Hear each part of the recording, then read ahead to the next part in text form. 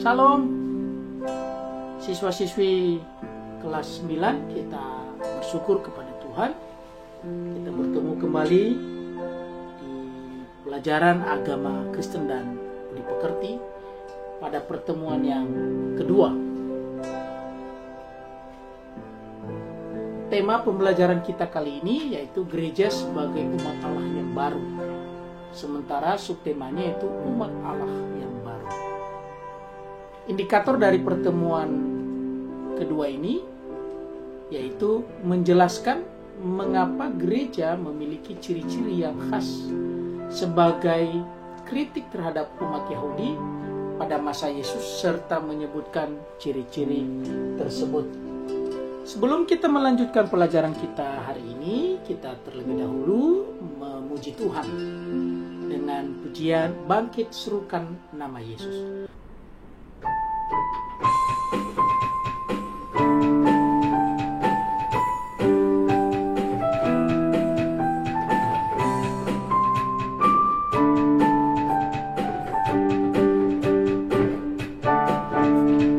Bangkit, serukan nama Yesus. Maju, nyatakan kuasanya. Kita buat iblis gemetar, kalahkan tipu dayanya dengan kuasa namanya. Nama Yesus, menara yang kuat. Nama Yesus, kota benteng yang teguh. Nama Yesus, kalahkan semua musuh. Nama Yesus, di atas segalanya. Nama Yesus, menara yang kuat. Nama Yesus, kota benteng yang teguh. Nama Yesus, kalahkan semua musuh. Nama Yesus, di atas segalanya. Nama Yesus, kalahkan semua musuh. Nama Yesus, di atas segalanya.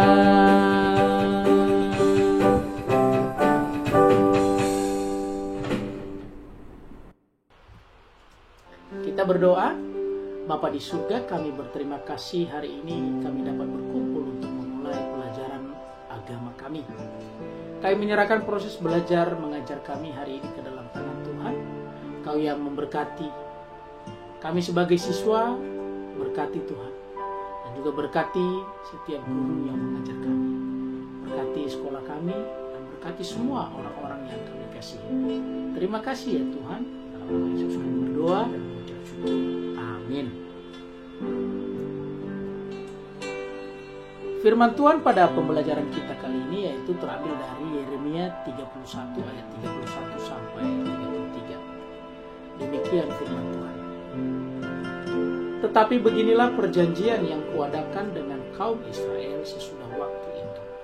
Demikianlah firman Tuhan. Aku akan menaruh Tauratku dalam hati mereka dan menuliskannya dalam hati mereka.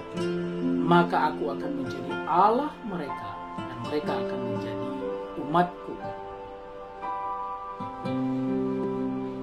Siswa-siswi sekalian, hari ini kita akan membicarakan tentang gereja. Gereja sesungguhnya tidak terlepas dari umat Israel yang tercatat dalam Alkitab. Yang menjadi pertanyaan adalah, apakah terdapat hubungan antara agama Yahudi dengan kekristenan? Lahirnya gereja tidak terlepas dari keyahudian. Gereja lahir di tengah-tengah agama Yahudi atau di tengah-tengah bangsa Israel. Karena itu gereja memiliki hubungan khusus dengan bangsa Yahudi. Fakta bahwa Allah memilih bangsa Israel menerima sabdanya sebelum bangsa-bangsa lain.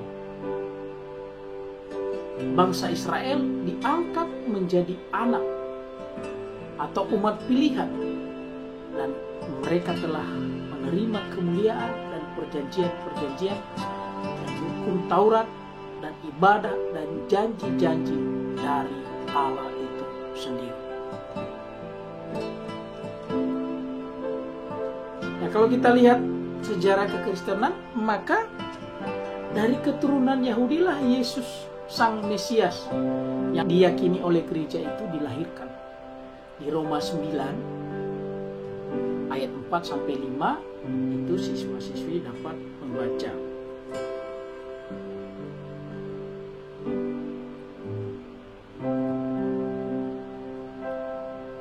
Perjalanan umat Allah atau umat pilihan itu dimulai sejak pemanggilan Abraham. Kalau kita baca dalam Perjanjian Lama, Abraham meninggalkan keluarganya dan juga tanah kelahirannya menuju tanah yang dijanjikan oleh Tuhan. Bisa dibaca dalam Kejadian 12 ayat 1-3. Dari keturunan Abrahamlah terbentuk bangsa Israel yang kemudian menjadi umat Allah. Umat pilihan Allah inilah yang menjadi pengharapan untuk menjadi berkat bagi dunia.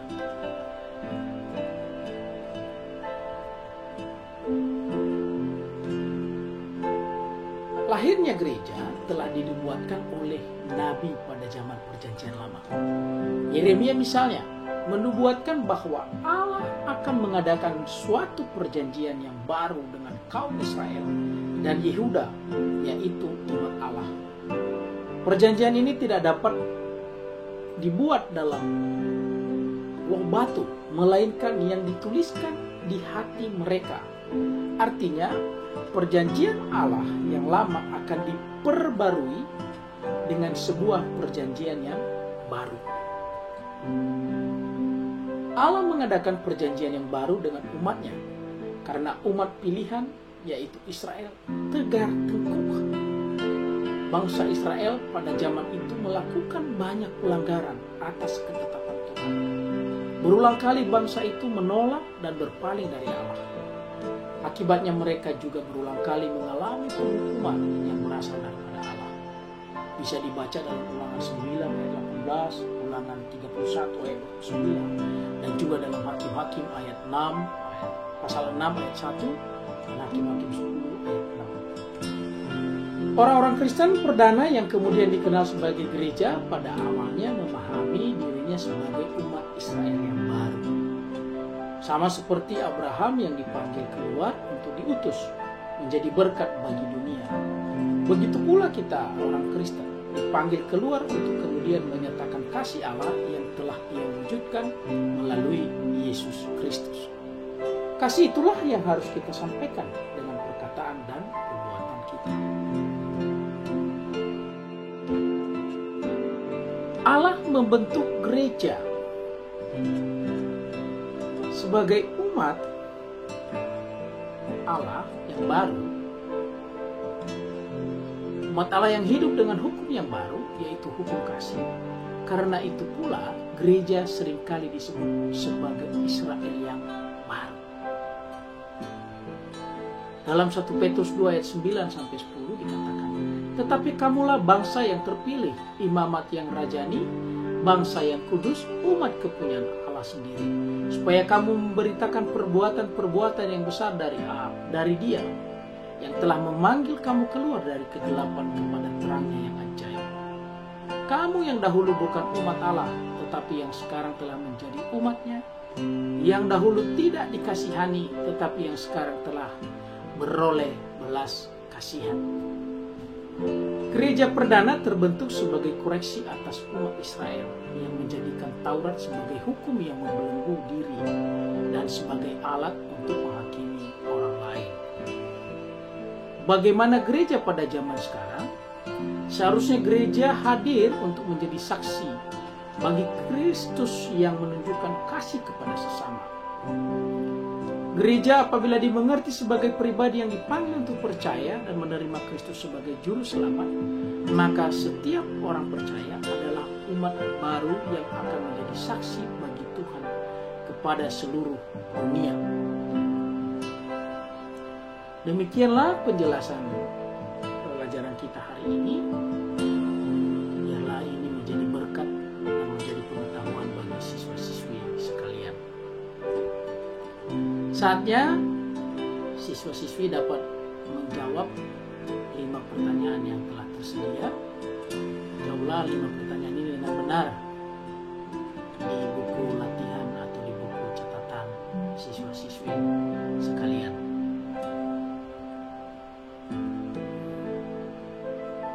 Dukung kami melalui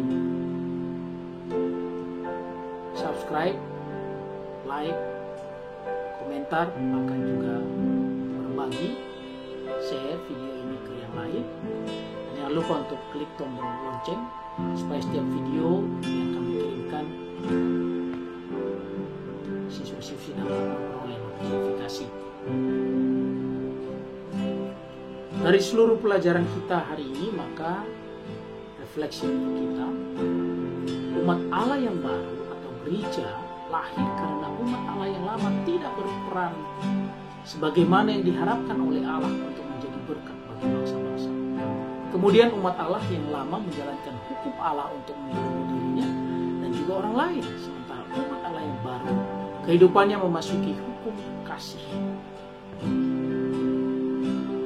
Kita tutup dalam doa. Bapa di surga, kami bersyukur pelajaran agama kami hari ini telah selesai.